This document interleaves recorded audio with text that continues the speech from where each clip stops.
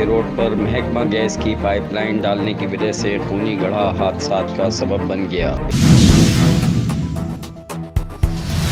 اس خطرناک گڑھے کی وجہ سے روزانہ کی بنیاد پر درجنوں افراد حادثات کا شکار ہو رہے ہیں۔ محکمہ گیس سے علاقے کے اسٹیک ہولڈرز کی جانب سے کسی بھی قسم کی باز پرس سے اجتناب برتا جا رہا ہے۔ حکومت وقت انسانی جان و مال کا تحفظ یقینی بناتے ہوئے محکمہ گیس کو پابند کرے کہ وہ اس خونی گڑھے کو بند کر کے فوری طور پر روڈ کی تعمیر کریں۔